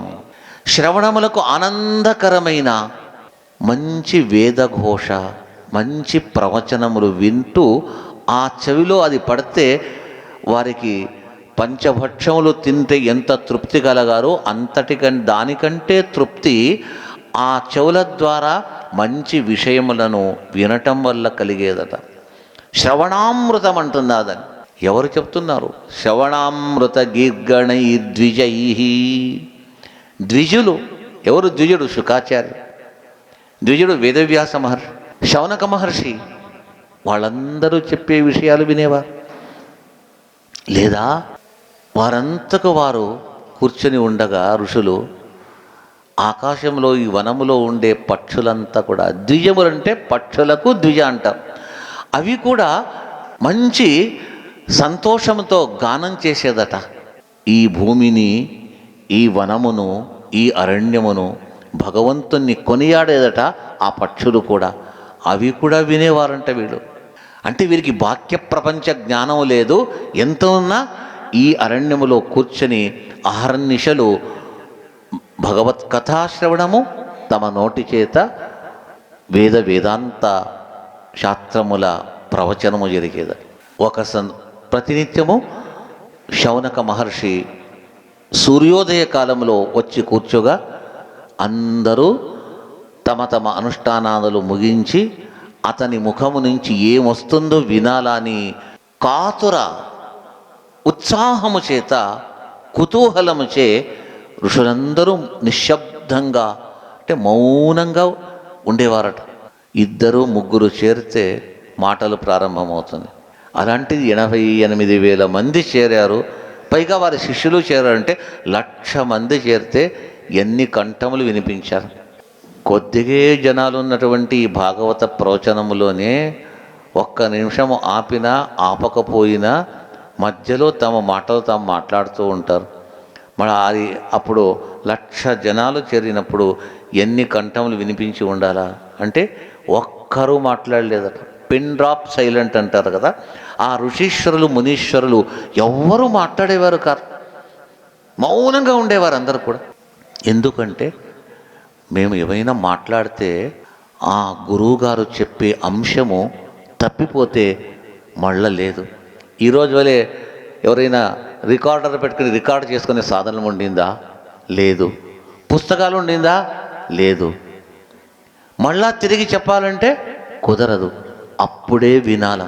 అయితే విన్నది రికార్డు చేసుకునేవారు. ఎక్కడ? మెమొరీ కార్డులో కాదు, వారి యొక్క స్వాభావికమైన మెమొరీ, భగవంతుడిచ్చిన ఆ మెమొరీలోనే మేధాశక్తి, ఆ మేధస్సులోనే గురువుగారు చెప్పిన దాన్ని వారు రికార్డు చేసుకునేవారు. వారు దేహం ఉన్నంత వరకు ఉండేది. దేహాన్ని వదిలి ఆ జీవి పరలోకానికి వెళ్ళినా ఆ మెమొరీ పవర్ మాత్రం వాళ్ళ వెంటనే వెళ్ళేదట. మరుజన్మకు అది మళ్ళా తిరిగి వచ్చేది, అది రీకనెక్ట్ అయ్యేది. వారి యొక్క మేధాశక్తి అలాంటిది. అయితే గురువుగారు చెప్పే అంశాన్ని ఒక్కటి కూడా నేను వదలకూడదని ఒక్కరూ మాట్లాడేవారు కాదు. ఇంకో విషయం ఏమంటే, మాట్లాడడానికి అంశమే లేదు కదా. మనమైతే పక్కన కూర్చుంటే ఇంకొకళ్ళ జ్ఞాపకం వస్తాం, ఏదో విషయం మాట్లాడతాం. లేదా నీకు ఫోన్ వస్తుంది, ఒకసారి ఫోన్ చూసుకో. ఏదో విషయాలు మాట్లాడుతూ అక్కడ దేనికి వచ్చామో ఆ సబ్జెక్ట్ వదిలి డీవియేట్ అయిపోతాం. వాళ్లకు మాట్లాడే ఇంకో అంశమే లేదు. వారిది కేవలము వారి దృష్టి ఎక్కడ కేంద్రీకరింపబడింది అంటే ఆ గురువు గారు చెప్పే అంశముపైనే కేంద్రీకరింపబడింది, వేరే చోట లేదు. శౌనక మహర్షి వచ్చి ఆ తత్వజ్ఞానాన్ని ఉపదేశించేవారు. అది దిననిత్య కర్తవ్యం. ఇలాగా సాగుతూ ఉండగా ఒక సందర్భము, ఒకరోజు ఆ జ్ఞాన యజ్ఞము జరిగే స్థలంలో, ఈ నైమిషారణ్య భూమికి మరొక మహానుభావులు వచ్చారు. ఎవరు వారుంటే వ్యాస శిష్యులైన సూత మహామునులు, సూతాచార్యులు, సూత మహామునులు, సూత పురాణికులు అని అంటారు. వారు అకస్మాత్తుగా తిరుగుతూ అక్కడికి వచ్చారు. ఎవరో మహానుభావుడు వచ్చాడని చూస్తూ ఉంటే ఋషులకు అనిపించింది. అతని ముఖమండలం వెలిగిపోతుంది, ఎవరో మహానుభావుడై ఉండాలా. సరే, వచ్చిన తర్వాత వారికి సపర్యలు చేసేది వీరి కర్తవ్యం. వారికి కావలసినటువంటి ఉపచారములు చేసిన తర్వాత ఆ సూతముని తన నిత్య కర్మానుష్ఠానం ముగించుకొని తాను కూడా శౌనక మహర్షి దగ్గర వచ్చి కూర్చుంటాడు. వచ్చిన సూతమునిని చూచి అందరూ మనసా నమస్కరించి నమ్రీభూతులై చేతులు జోడించి తల వంచి గురువందనము గావించారు. అది ప్రథమ కర్తవ్యం. పెద్దలు వస్తే నమస్కారం చేయాలి, అది కూడా లేచి నమస్కారం చేయాలి. ఇది మన పురాణాల్లో, భాగవతంలో అక్కడక్కడ చాలా చోట్ల చెప్పారు. మహాభారతంలో ఇంకా ఈ అంశాలు చాలా చెప్పారు. పెద్దలు వచ్చినప్పుడు లేచి నిలబడుట ఒక గౌరవ సూచనం. అది సాంప్రదాయం, సంస్కృతి కూడా. అది పెద్దలు వచ్చినప్పుడు లేచి నిలబడలేదంటే సంస్కృతిని, సంస్కారాన్ని మరచినవాడు లేదా సంస్కారం లేనివాడు అంటారు. పెద్దలు వస్తే లేచి నిలబడితే వారిని కోటి పుష్పార్చన చేయడం కంటే గొప్ప పూజ లేచి నిలబడుట. తర్వాత తల వంచి నమస్కరించేది రెండవది. నమస్కరిస్తావో లేదో కానీ లేచి నిలబడితే అది చాలా గౌరవం. మహాభారత వనపర్వంలో మార్కండేయ మహర్షి చెప్పే అంశంలో పెద్దలు ఇంటికి వచ్చినప్పుడు ఏం చేస్తారంటే ప్రత్యుత్థానాసనార్హణై అంటారు మార్కండేయ మహర్షి. పెద్దలను పూజించేది ఏంటి? ఏమి పూజా సాధనలు ఏమి వద్దు. అవి లేకున్నా వాళ్ళు, అది ఉంటే సంతోషపడతారని కాదు, అవి లేకున్నా పర్వాలేదు. అయితే ఏం చేయాలా? ప్రత్యుత్థాన ఆసన అర్హణై. ప్రత్యుత్థానం అంటే వారు వచ్చినప్పుడు లేచి నిలబడటము మొట్టమొదటిది. రెండోది వారిని కూర్చోమని ఒక ఆసనం ఇచ్చేది. ఈ రోజుల వల్ల సింహాసనాలు, సోఫా సెట్లు లేదు. దర్భలతో అల్లిన ఒక చేప, దర్భలతో తయారు చేసినటువంటి ఒక చిన్న కూర్చొని ఒక సాధనం, ఒక చాప ఉంది. దానిపైన కూర్చోబడి గడ్డితో చేసేవారు. దర్భలని కాదు, ఏదో ఒక రకమైనటువంటి గడ్డితో నిర్మించినటువంటిది ఒక ఆసనం, అది అంతే. దాన్ని చూపించి, అయ్యా ఈ ఆసనం పైన కూర్చోండి, ఆసన అర్హణం. ఆ తర్వాత పాదపూజ, నమస్కారం ఇవంతా కూడా చేసేది ఉంటుంది. ఇది చేయమని మన సాంప్రదాయస్తులు మహాభారతంలో మహామునులు చెప్పే ఒక మనకు సూచన ఇస్తున్నారు. అలాగా సూతాచార్యులు వచ్చినప్పుడు ఈ విధమైనటువంటి గౌరవాన్ని వారందరూ కూడా వారికి సమర్పించారు. అయితే వీరందరికీ గురువైనటువంటి శౌనక మహర్షి చూచి పరమానంద నిర్భరుడై చాలా ఆనందాన్ని పొంది వారికి అర్ఘ్యపాద్యాదులు కల్పించి సవినయంగా శౌనక మహర్షి ప్రార్థిస్తారు.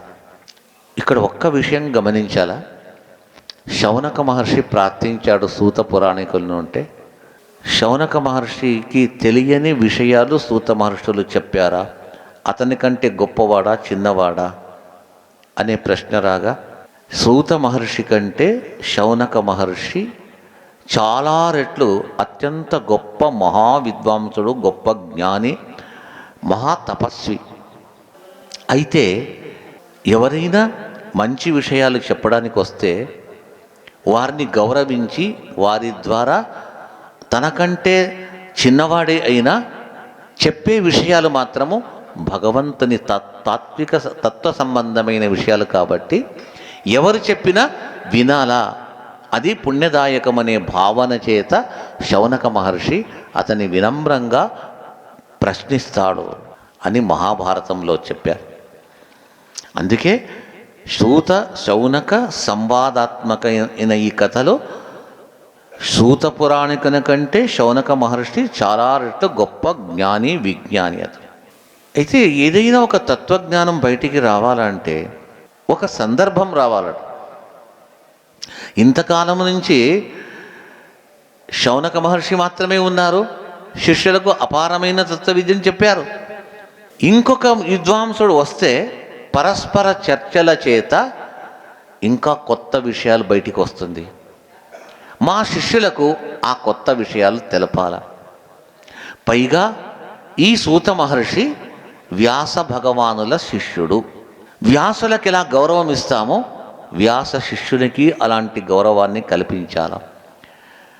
వ్యాసుల నుండి విన్నటువంటి తత్వాన్ని అందరికీ చెప్పించాలా అనే ఉద్దేశ్యము చేత తనకు అన్నీ తెలిసి ఉన్న శౌనక మహర్షి సూత మహర్షిని ప్రశ్నిస్తారు.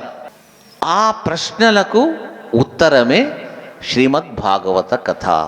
అష్టాదశ పురాణాలు చెప్పారు, మహాభారతం కూడా చెప్పారు.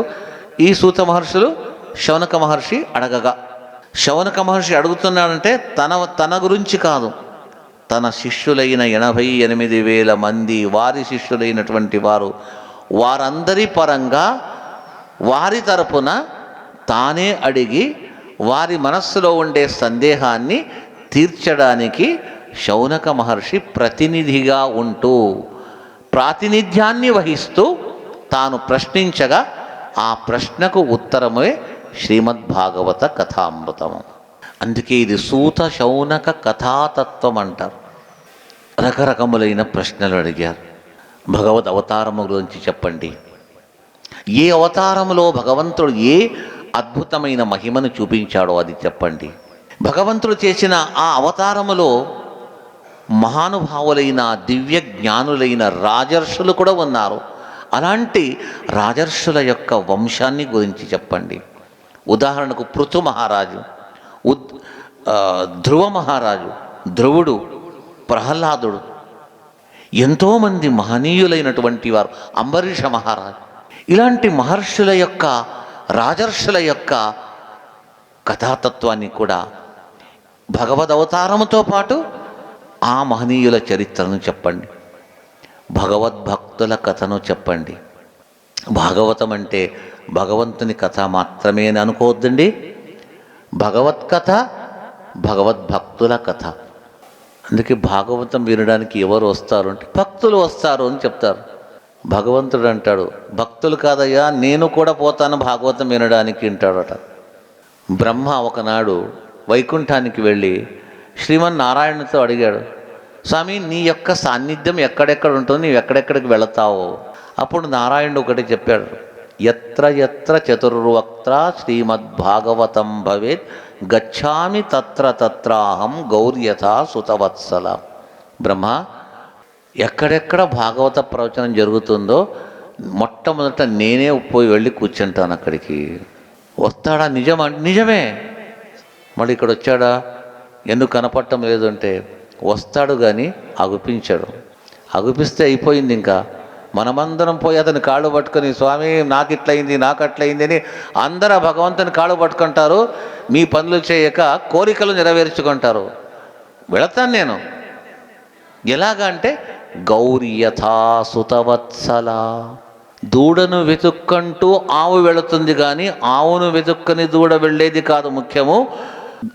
ఆ దూడకు ఆవు పైన ఎంత ప్రేమనో, మాతృప్రేమనో అంతకంటే ఎక్కువ ఆవుకు తన దూడ పైన ఎక్కువ ఉంటుందట. భగవద్భక్తులకు భగవంతుని పైన భక్తి ఎలాగో భగవంతునికి భగవద్భక్తుల పైన అనుగ్రహము ఇంకా ఎక్కువట. నా భక్తుడు ఏం చేస్తున్నాడో నీ చూడాలా, నీ వెళ్ళాలా అని భగవంతునికి ఉంటుందట. అందుకే భగవంతుడు కూడా భాగవత కథకు వస్తాడట. అంటే భాగవతంలో భగవంతుని కథ మాత్రమే కాదు కదా, మనమందరము భగవంతుని కథను వినడానికి వెళితే భగవంతుడు తన భక్తుల కథ వినడానికి వస్తాడట. తనకు చాలా ఇష్టమట తన భక్తుడైన ఉద్ధవుని యొక్క కథ, తన భక్తుడైన అంబరీషుని కథ, తన భక్తుడైన ప్రహ్లాదుని కథ వినాలని కుతూహలమట. లక్ష్మీదేవి చెప్తాడంట, చూడు నా భక్తుడు చూడు ఎంత గొప్పవాడు, ఎంత సాహసం చేశాడు, ఎంత భక్తి, ఎంత వైరాగ్యం, ఎంత అతనికి ఒక తపన, నన్ను చూడాలా, నా గురించి వినాలా అని ఆ లక్ష్మీనారాయణులే చెప్పుకుంటారంట తమ భక్తులను గురించి. ఆ శ్రీమద్భాగవత కథను, భాగవతం అంటే మొత్తానికి తాత్పర్యమేమి? పరమాత్మని కథ, పరమాత్మని నమ్మిన అతని యొక్క భక్తుల కథ. ఏ అవతారంలో ఏమేం చేశాడో పరమాత్ముడు దాన్ని గురించి చెప్పండి. అచ్చట ఆ మన్వంతరంలో పుట్టినటువంటి మహారాజులు, రాజర్షులు, మహర్షులు, గొప్పవారు, వారందరినీ గురించి చెప్పండి అని చెప్పేసి ప్రార్థించగా ఆ ప్రార్థనను మన్నించి చెప్పిన కథా అంశమే శ్రీమద్భాగవతము. ఇదే స్థలంలోనే శౌనక మహర్షి అక్కడ ఉన్నటువంటి 88,000 ఋషుల పరంగా తానే ప్రార్థించాడు, తానే అడిగాడు, ఆ కథను చెప్పండి అని చెప్పేసి అడగగా సూత పురాణికునికి అత్యంత ఆనందమైపోయింది. నాకు వేరే పని లేదయ్యా, ఎక్కడెక్కడైతే భక్తులు ఉంటారో వారికి నేను ఈ కథాతత్వాన్ని చెప్పి వెళ్ళాలని నా కోరిక. అందుకు నేను ఇలాగా ఈ ప్రకారంగా వచ్చాను. నేను ఇక్కడికి ఈ స్థలానికి రావడానికి కూడా వారికి విశేషం ఏమంటే, బ్రహ్మచే పంపించినటువంటి చక్రము తిరిగి శుద్ధిపరిచినటువంటి ఒక భూమి ఇది. ఆ భూమిలో నేను భగవత్ కథను చెప్తే నాకు పుణ్యం ఎక్కువ ఉంటుంది అని సూత మహర్షికి కూడా ఒక ఆలోచన ఉంది.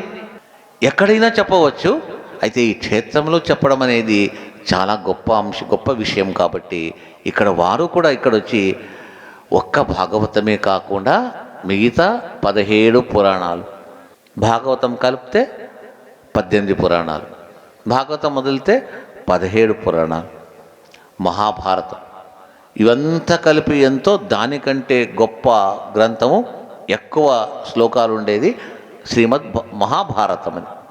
ఆ మహాభారత కథ కూడా ఇక్కడే చెప్పారు. ఈ ఋషులు ఈ భాగవత ప్రవచనం, పురాణ శ్రవణంతో పాటు అనేక యజ్ఞములు కూడా చేశారు. ఇది కర్మభూమి, జ్ఞానభూమి, కర్మభూమి.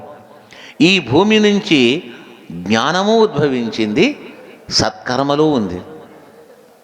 జ్ఞాన కర్మలు రెండిటి సహయోగమే ఈ నైమిషారణ్యం.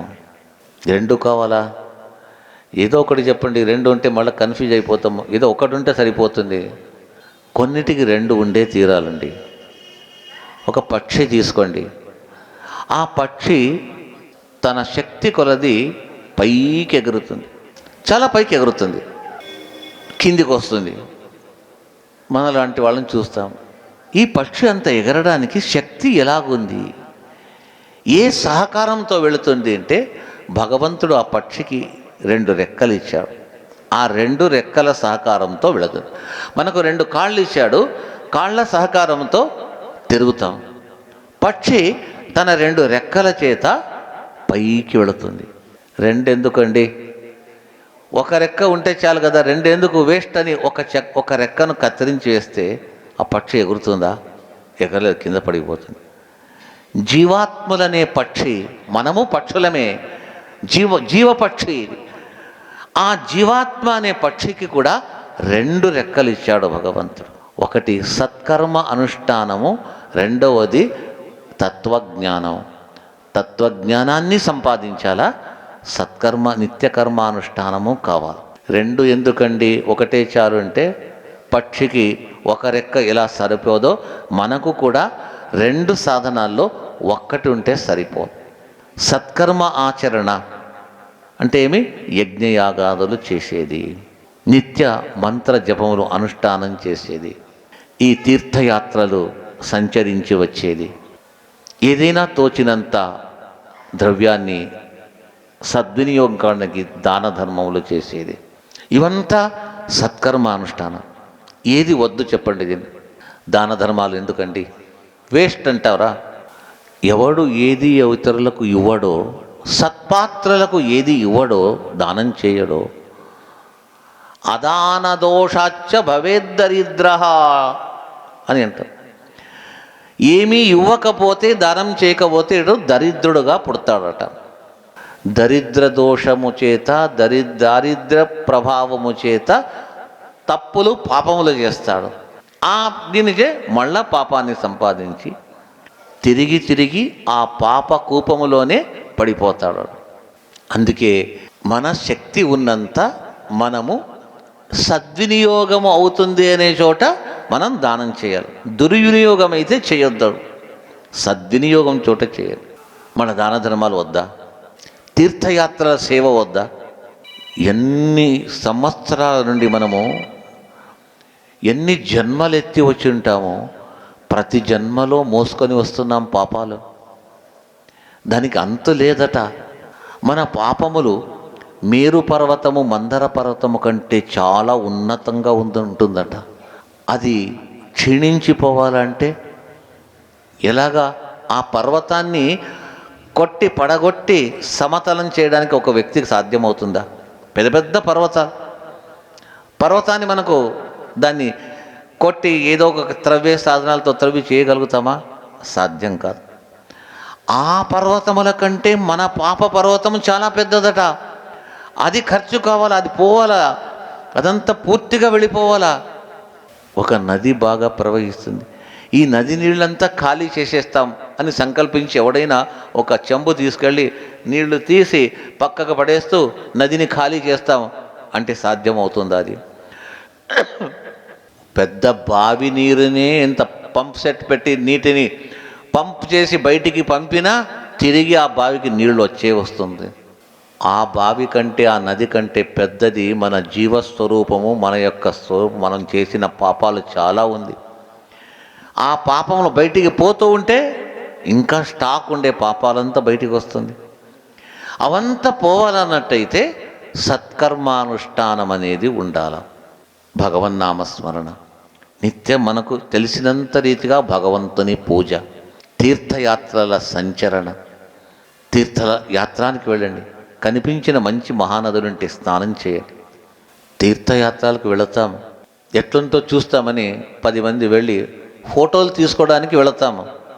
అయితే ఆ నదిలో ఒకసారి స్నానం చేశారా? ఇంత ఖర్చు పెట్టి వెళతాం కదా, ఏమైంది? ఖర్చు అయింది కానీ మనకేం దాని నుంచి ప్రతిఫలం ఏమొచ్చింది? కాశీకి వెళతాము, మంచి రూమ్లో దిగుతాము, హోటల్లో తింటాము. గంగా స్నానం అంటే కుదరలేదండి అంటే పోయేది గంగా స్నానానికి, ఆ స్నానం చేయకపోతే లాభమేమి? ఇలాగ తీర్థములు క్షేత్రములు సంచరించి అక్కడ మనం సేవించాల దాన్ని. ఇదంతా సత్కర్మానుష్ఠానం. ఇలాంటి సత్కర్మానుష్ఠానములు చేస్తూ చేస్తూ ఉంటే దాని ద్వారా అతనికి జ్ఞానం అనేది, ప్రజ్ఞ అనేది త్వరగా సిద్ధిస్తుందట. ఒక సారవంతమైన భూమిలో విత్తనం వేస్తే బాగా పెరుగుతుంది. రాళ్లతో రప్పలతో కూర్చున్నటువంటి భూమిలో విత్తనం నాటితే పెరగదు. మన మనస్సు కూడా ఏమైంది, ఆ భూమి వలె కామక్రోధములనే కల్మషములు రాతి రప్పలచే కూడిపోయింది. అక్కడ తత్వజ్ఞానం అనే ఒక విత్తనము నాటాల. ఆ తత్వజ్ఞానాంకురము పెరగాలంటే ముందు మన మనస్సులో ఉండే కామక్రోధాలు తీసివేయాలి. ఆ కామక్రోధములు తొలగిపోవడానికే ఈ సత్కర్మానుష్ఠానం. ఇప్పుడు చెప్పినటువంటి తీర్థయాత్రల సేవన, నిత్యకర్మ పూజాది అనుష్ఠానము, యజ్ఞయాగములు దేని కొరకు?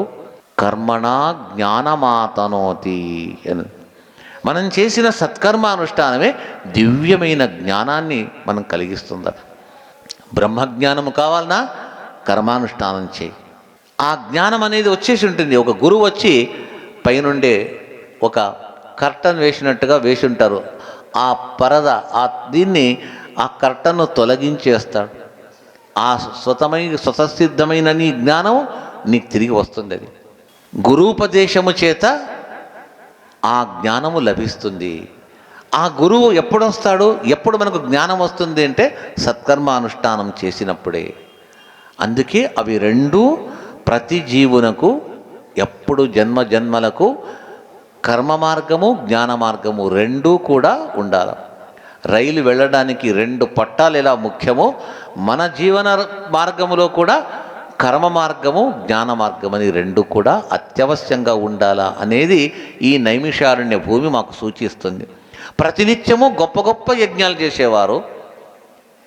అదేవిధంగా తత్వజ్ఞానం అనే జ్ఞానయజ్ఞము కూడా జరిగేది.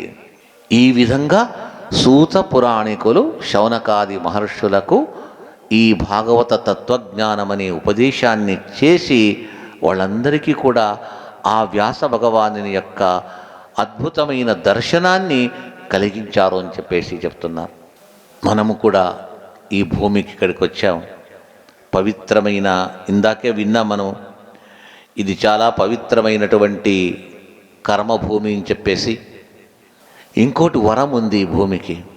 మన ఊర్లో, వేరే క్షేత్రంలో, ఎక్కడైనా కూడా మనం భాగవతం వినవచ్చు, పూజలు చేసుకోవచ్చు, యజ్ఞం చేయవచ్చు. ఇక్కడికి అక్కడికి వ్యత్యాసం ఏమంటే, ఇక్కడ పుణ్యము వారి వారి మనస్సు, శ్రద్ధ, వారి భక్తిని అనుసరించి పెరుగుతూ పోతుందట. నీవు ఒక పారాయణం, ఒక సుందరకాండ, భగవద్గీత ఒక అధ్యాయం ఒకసారి పారాయణం చేస్తామనుకోండి. ఎంత శ్రద్ధతో చేశావు, చేసేటప్పుడు నీ మనస్సు యాంత్రికంగా నోటి నుంచి శ్లోకం వస్తుంటుంది, మనస్సు ఎక్కడో పోతే దానికి ఫలం లేదు. నీవు పారాయణం చేసేటప్పుడు శ్రద్ధ చే, భక్తి చేత, శ్లోకం యొక్క అర్థం పైన అనుసంధానం చేత కూర్చొని ఈ క్షేత్రంలో చేస్తే ఇక్కడ ఫలితం. కాబట్టి నీ శ్రద్ధను అనుసరించి నీకు ఒక అధ్యాయం చేశావు, 4 అధ్యాయముల పారాయణ ఫలాన్ని ఇచ్చేస్తానని ఈ క్షేత్రం ఇస్తుందట. ఇంకొకడు ఇంకా శ్రద్ధతో చేస్తే నీకు 10 అధ్యాయాలు, ఇంకొకడు ఇంకా శ్రద్ధగా చేస్తే 1 అధ్యాయము చేత సమగ్రమైన 18 అధ్యాయముల గీతాపారాయణ ఫలం నీకు ఇచ్చేస్తున్నాను. కారణము ఈ భూమి యొక్క మహిమాది.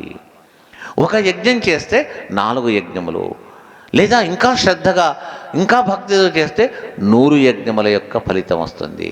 మన ఊర్లో, మన ఇంట్లో చేస్తే 1కి 1 వస్తే, ఇక్కడికి 1కి 4, 1కి 10, 1కి 100. అంటే వారి వారి శ్రద్ధను, భక్తిని అనుసరించి పరీక్ష ఒకే ఎస్సే ఉంటుంది. దానికి ఒక ఎస్సే టైప్ క్వశ్చన్ ఉత్తరం రాస్తాడు, ఒక 15 లైన్లు రాయమంటారు, రాస్తాడు. అదే అంశమే, సేమ్ అంశమే ఉంటుంది. ఒకనికి దానికి 10 మార్కులు ఉంటే ఒకనికి 8 మార్కులు, ఒకనికి 6 మార్కులు. నేను అదే అంశం రాశాను, ఇతడు అదే అంశం రాశాను, ఇతనికి 9 ఇచ్చావు, నాకు ఎందుకు 7 ఇచ్చావు? లేదయ్యా, అతడు రాసిన దాంట్లో ఒక విశేషం ఉంది అంటారు. నీవు రాసిన దాంట్లో రాశావు, విశేషం ఎక్కువ లేదు, కాబట్టి నీకు వ్యత్యాసం. అదేవిధంగా అనుష్ఠానం చేసే వారిలో కూడా వారి శక్తి, వారి బుద్ధి, వారి మేధాశక్తిని అనుసరించి వారి అనుష్ఠానము, లేదా వారి యొక్క మనస్సులో బాహ్య ప్రపంచాన్ని విస్మృతించి కేవలము ఈ అనుష్ఠానం వైపు, ప్రవచనం వైపు మనస్సును పెట్టారు. అందుకే వారికి ఫలితం ఎక్కువ. కృతయుగంలో స్వయంభూ మనరాజు ఉండేవాడు. ఆ స్వయంభూ మనరాజు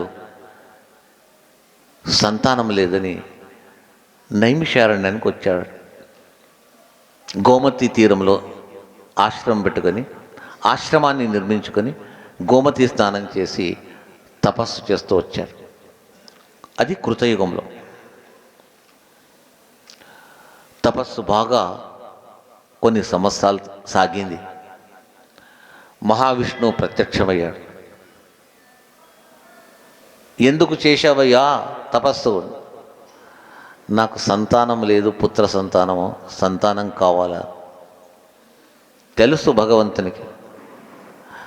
సరే స్వయంభువ, నీకు 4 పుత్రులను ఇస్తున్నాను. ఒక్క పుత్రుడైతే చాలనుకున్నా నేను.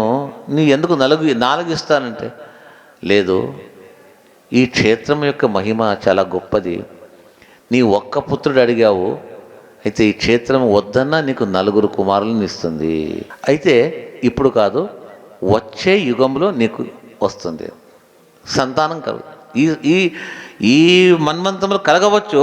కాబట్టి నేనిచ్చే వరం ఫలించేది వచ్చే యుగంలో అవుతుంది. అది కృతయుగంలో చేశాడు. తర్వాత వచ్చేది ఏది? త్రేతాయుగం. త్రేతాయుగంలో నీకు 4 కుమారులు పుడతారు. ఎప్పుడంటే స్వయంభూరాజు కథనే లేదు కదా అంటే, ఆ స్వయంభూ మనురాజే త్రేతాయుగంలో దశరథ మహారాజుగా పుడతాడు.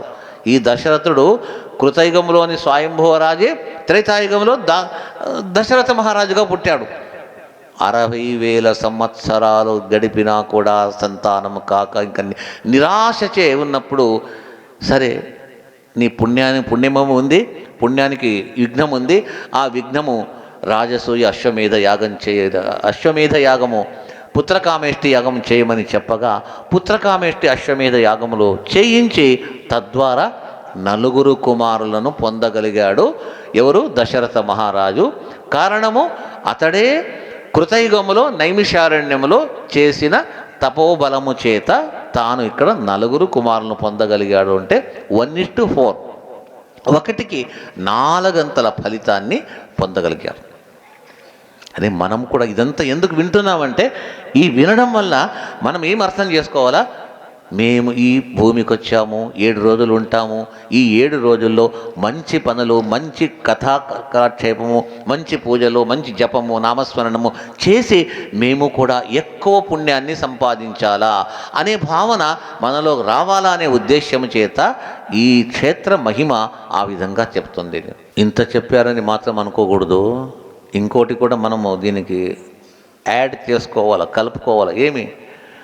ఒక మంచి పని చేస్తే 1కి 4 పుణ్యం ఎలాగో, ఒక తప్పు పని చేసినా 1కి 4 10 శిక్ష కూడా పడుతుంది. అది గుర్తుంచుకోవాలి. ఇది మాత్రమే కాదు, ప్లస్ మాత్రమే కాదు, మైనస్ కూడా మనం గుర్తుపెట్టుకోవాలి.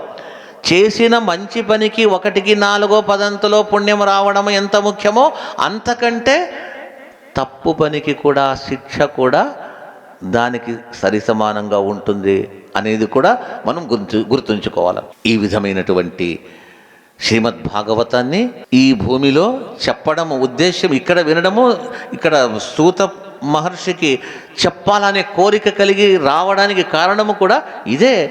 ఈ క్షేత్రంలో చెప్తే, ఒక్కసారి చెప్తే నాకు 100 భాగవతముల, శతభాగవతముల ప్రవచన ఫలితం వస్తుంది అని ఆ జ్ఞానికి మనకే ఉంది అంటే ఆ మహాజ్ఞానికి ఉండకపోతుందా? ఈ క్షేత్రానికి వచ్చి నేను కూడా నా సాధనం గావించుకోవాలని చెప్పేసి అతడు ప్రవచనాన్ని చేయసాగాడట. ఈ భాగవతము 12 స్కందములు అంటారు, 12 భాగములు. ఒక్కొక్క స్కందంలో కొన్ని అధ్యాయాలు వేరే ఉంది. మళ్ళా ప్రథమ స్కందము, ద్వితీయ, ఈ విధంగా 12 స్కందాలు ఇక్కడ ఈ కథా భాగము తత్వము ఉంది, భాగవతంలో ఉంది.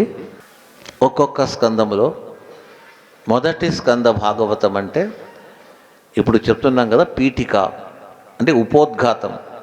ఒక పుస్తకం ఉంటుంది, మంచి బుక్ ప్రింట్ అయి ఉంటుంది, కవర్ పేజ్ ఉంటుంది కదా. కవర్ పేజ్ అనేది ఇంపార్టెంట్ అంట. కవర్ పేజ్ ఎంత బాగా ఉంటే దాన్ని చూసి అట్రాక్ట్ అయ్యి ఆ పుస్తకాన్ని తీసుకుంటారు. ఈ భాగవతానికి కవర్ పేజ్ ముఖపుటము అని అంటాం. దానికి కవర్పై ఏదంటే ప్రథమ స్కందం, మొదటి స్కందం. ఈ భాగవతము ఎప్పుడు ఏ యుగములో ఏ సమయములో ఎవరు ఎవరికి ఎంత కథాతత్వాన్ని భాగవత తత్వాన్ని చెప్పారు అనే అంశము తెలిపేదే మొదటి స్కంద భాగవతం. దాన్ని చెప్పడానికి ఏ సమయంలో ఏ యుగములో ఎవరు రాశారు ఇవంతా కూడా, అంటే వ్యాస భగవానుడు దీన్ని రచించారు, ఎవరికి చెప్పారు, మొదట శుక మహర్షికి చెప్పారు, అతడు ఎవరికి చెప్పారు, అవంతా చెప్పుకుంటూ వస్తూ పరీక్షిత్ మహారాజుకు చెప్పారు. ఎవరా పరీక్షితుడు అనే ప్రశ్న కలిగితే మళ్ళా పరీక్షితుని యొక్క వంశము, వాళ్ళ తండ్రి, వాళ్ళ నాన్న, వాళ్ళ తాత ముత్తాతలు అవంతా కథ చెప్పుకుంటూ వస్తున్నారు. అవంతా చెప్పుకుంటూ వస్తూ ఇక పరీక్షితుని యొక్క గుణములు చెప్పడానికి పోయి ఇక సూత మహర్షికి కళ్ళలో నీళ్ళు వచ్చేసింది. పరీక్షిత మహారాజు అంటే రాజర్షి, అతడు రాజుగా ఉన్నాడు కానీ ఋషియే అతడు. ఒకే ఒకటి పరీక్షిత్ మహారాజుకు శుక మహర్షి వచ్చి భాగవతం చెప్తారంటే, శుక మహర్షి అంటే తక్కువ కాదు, సూత మహర్షి కంటే 1000 రెట్ల 1,00,000 రెట్ల గొప్ప వ్యక్తి శుక మహర్షి, వ్యాసపుత్రుడు.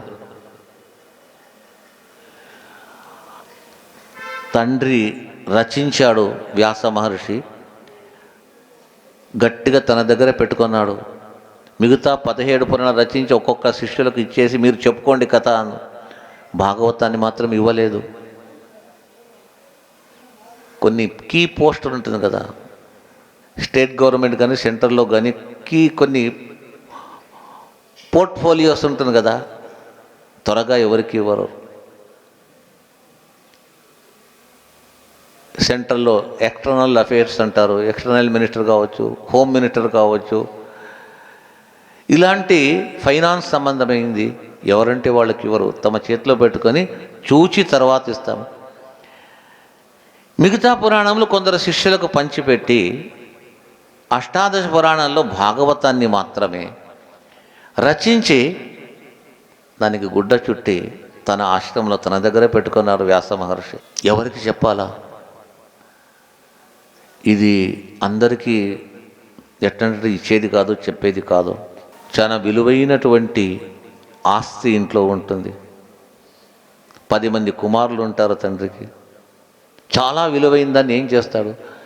నన్ను ఎవరు బాగా సేవించి చూచుకున్నాడో అతనికి ఇస్తాము అని తండ్రికి ఎలా వస్తుందో, ఇది ఒక ఆస్తి, పెద్ద ఆస్తి. కోట్లాది భక్తులనందరినీ తెచ్చి వారందరికీ కూడా ఒక మంచి స్థానాన్ని కల్పించే ఒక గొప్ప గ్రంథరత్నము, గ్రంథరాజం ఇది. ఇలాంటి గ్రంథాన్ని బాగా అర్థం చేసుకునే శక్తి కలిగిన వాడు, పరమ విరక్తుడు, పరమ భక్తుడు, నిష్కర్మ నిరతుడైన వ్యక్తికి మాత్రమే ఇవ్వాల, ఎవరికి ఇవ్వకూడదు. చూస్తాం ఎవరు ఆ వ్యక్తి అని. వ్యాస మహర్షి ఆ భాగవత గ్రంథాన్ని అలాగే పెట్టుకొని తర్వాత కొంతకాలం తర్వాత తన కుమారుడే అయిన శుక మహర్షిని పిలిచి అతనికి ఒప్పచెప్తాడు. శుక మహర్షికి అంటే ఏమి, తన కుమారుడనే లోభం కాదు ఇక్కడ. భాగవతాన్ని అర్థం చేసుకునే శక్తి కావాలా. భాగవతము తమ జ్ఞానము చేత శ్లోకానికి అర్థం చెప్పవచ్చు, ఎదుటగా ఉండేవాళ్లను రంజింపజేయవచ్చు. తన మనస్సులో తాను తన మనస్సును రంజింపజేస్తాడా? ఇతరులకు సమాధానం చెప్పేది వేరే, తన మనస్సుకు సమాధానం చెప్పేది కావాలి ముఖ్యంగా. వేరే వారిని చెప్పవచ్చు, తనకు తాను సమాధానం చెప్పుకోవాలి. అందుకే భాగవతాన్ని విద్యావతాం భాగవతే పరీక్ష అని ఒక మహర్షులు చెప్తారు. కొన్ని సూక్తులు ఉంది. విపత్తి కాలే గృహిణీ పరీక్ష, ధనంజయే ఆటక సంపరీక్ష, విద్యావతాం భాగవతే పరీక్ష. ఇంట్లో సంసారంలో విపత్తులు అంటారు, ఆపదలు వచ్చినప్పుడు పరీక్ష ఎవరికి అంటే ఇంటి యజమానికి కాదు, అతని భార్య అయినటువంటి ఇంటి ఇల్లాలకు పరీక్ష అది. ఏ ఇల్లాలు ఇంట్లో అంత ఆపద, పేదతనం కావచ్చు, మరొకటి కావచ్చు, ఏదో సమస్యలు కావచ్చు వచ్చినప్పుడు తన బుద్ధి శక్తి చేత, సహనము చేత, తన త్యాగము చేత, తన సామర్థ్యము చేత ఆ ఇల్లాలు ఇంటిని సంరక్షిస్తుంది కదా, అప్పుడు ఆ ఇల్లాలకు సర్టిఫికేట్, ఈమె నిజమైనటువంటి ఇల్లాలు. అందుకే విపత్తి కాలే గృహిణీ పరీక్ష.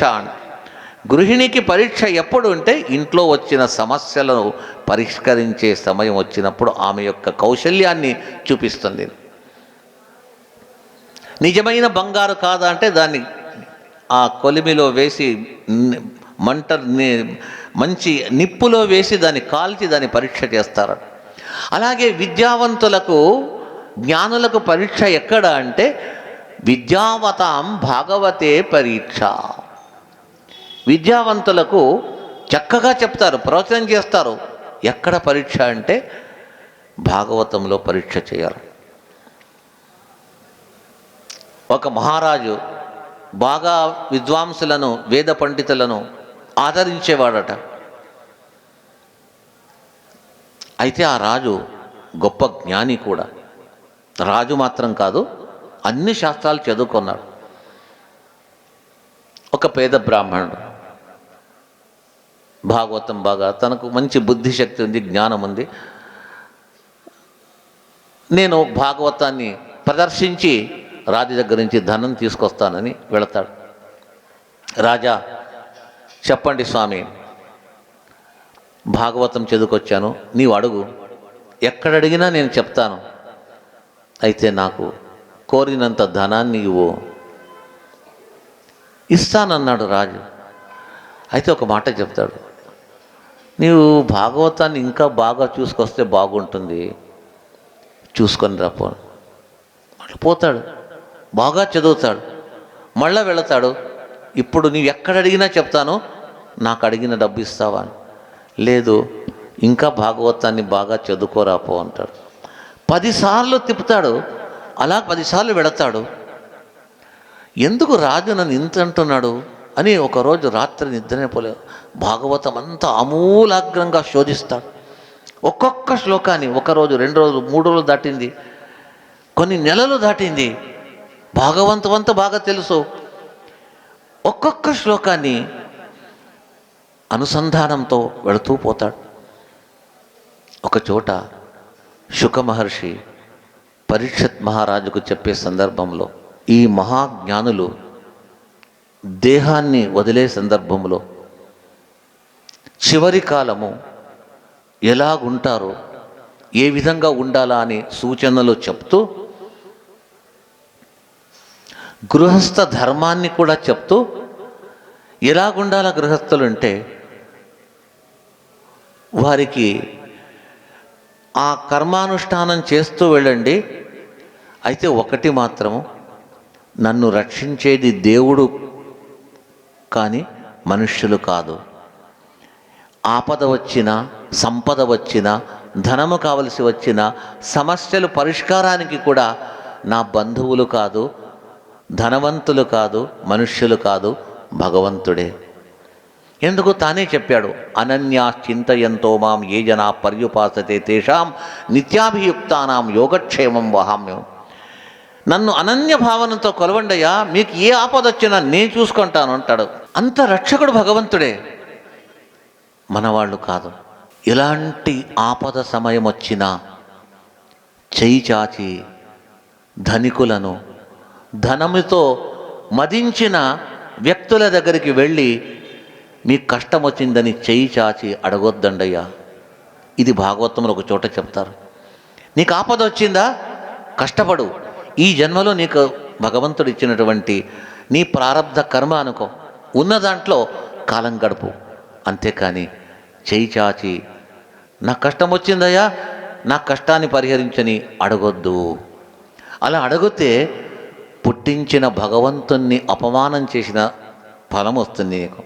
తల్లిదండ్రుల దగ్గర పెరిగే కుమారుడు మంది వేరే ఇంటికి వెళ్ళి నాకు అది పెట్టండి, ఇది ఇవ్వండి అడిగితే ఆ తల్లికి కోపం వచ్చి కొడుతుందా లేదా పిల్లలు?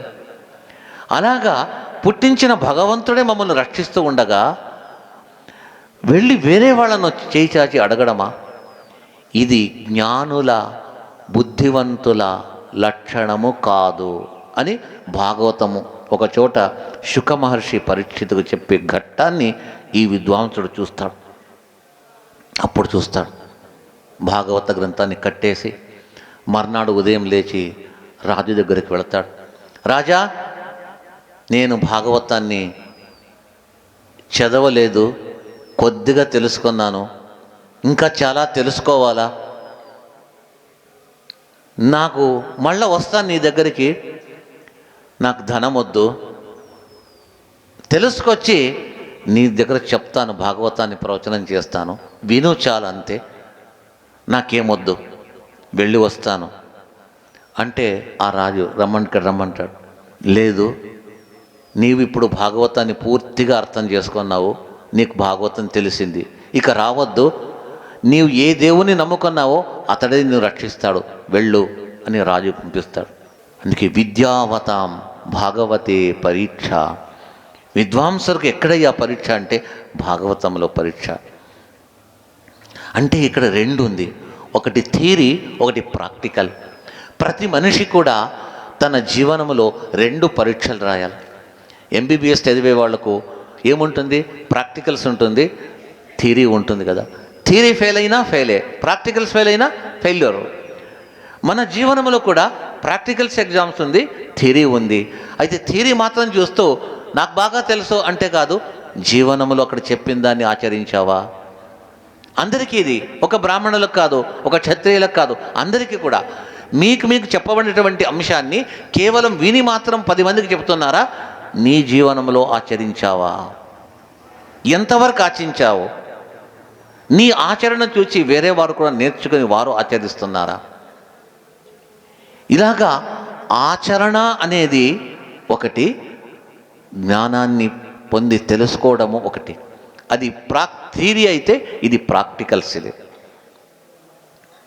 థియరీలో పాస్ కావచ్చు, ప్రాక్టికల్స్ ఫెయిల్యూర్ అవుతూ ఉంటాం. అలా కావద్దండి. రెండూ కూడా బాగా, రెండిటిని ఒక చోట చేర్చుకొని మీరు వెళ్ళండి, అప్పుడే మీ యొక్క జీవనము సుగమంగా ఉంటుంది అని భాగవతము సందేశం ఇస్తుంది. ఇలాంటి సందేశరత్నాలను శుక మహర్షి పరీక్షిత్ మహారాజుకు ఎన్నో అంశాలు చెప్పి ఉన్నారనే అంశాన్ని మనం ఇంకా చాలా ఉంది, ఒకటి కాదు, ఇది వింటూ చెప్తూ వెళుతున్నట్టయితే సంవత్సరాలైనా కూడా ఈ గ్రంథం పూర్తిగా కాదు. ఇది ఇంకా ప్రథమ స్కందం యొక్క ఆరంభంలోనే, ఇంకా ఉపోద్ఘాతంలోనే ఉన్నాం. ఇలాగే రోజుకు ఎన్నిసార్లు విన్నా, ఎన్ని రోజులు చెప్పినా తరగని సంపద ఈ సంపద. ఇది అయితే పూర్తిగా భాగవతము వినే సమయం లేదు. ఆ రోజు శుక మహర్షి చెప్పాడు, సూర్యోదయం నుంచి సూర్యాస్తమయం వరకు చెప్పాడు.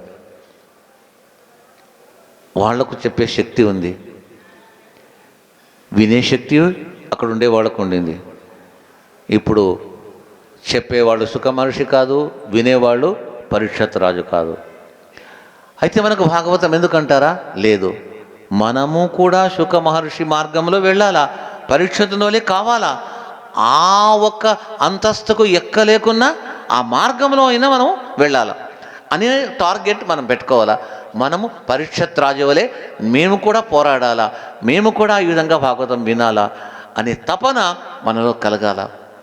ఆ కలిగినప్పుడే భగవద్ అనుగ్రహము మనకు అవుతుంది. ఈ అంశాలు చాలా మనకు ఇందులో చెప్పబడ్డది.